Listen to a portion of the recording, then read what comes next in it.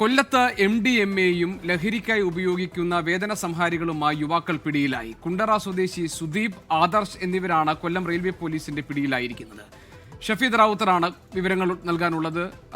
ഷഫീദ്, ഈ MDMAയും അതോടൊപ്പം തന്നെ ലഹരിക്ക് വേണ്ടി ഉപയോഗിക്കുന്ന വേദന സംഹാരികളും ഇതുമായിട്ടാണ് ഈ രണ്ട് ചെറുപ്പക്കാർ പിടിയിലായിരിക്കുന്നത്. പോലീസ് എന്താണ് പറയുന്നത്?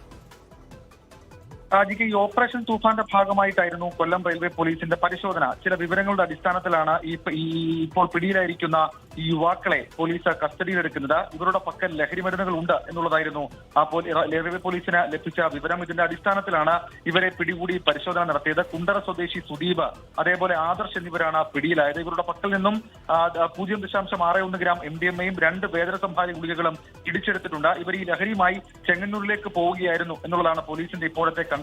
മുൻപും സമാനമായ ലഹരിക്കടത്തുകൾ നടത്തിയ സംഘത്തിൽപ്പെട്ടവരാണ് ഇരുവരും എന്നുള്ള വിവരം ഇപ്പോൾ പോലീസ് ഉറപ്പിക്കുന്നുണ്ട്. ഇതിന്റെ അടിസ്ഥാനത്തിലുള്ള ഫോൺ വിവരമടക്കമുള്ള കാര്യങ്ങൾ പരിശോധിക്കും. മാത്രമല്ല, ഇവർ ഈ ലഹരി മരുന്നുകൾ കയ്യിൽ സൂക്ഷിച്ചിരുന്നത് വിൽപ്പന നടത്താനാണ് എന്നുള്ള കാര്യം പോലീസ് ഉറപ്പിക്കുന്നുണ്ട്. ഇതിന്റെ പശ്ചാത്തലത്തിൽ ഇവരുമായി ബന്ധപ്പെട്ട മറ്റുള്ളവരിലേക്ക് കൂടി അന്വേഷണം വ്യാപിപ്പിക്കാനും പോലീസ് ഇപ്പോൾ തീരുമാനിച്ചിട്ടുണ്ട്. GK.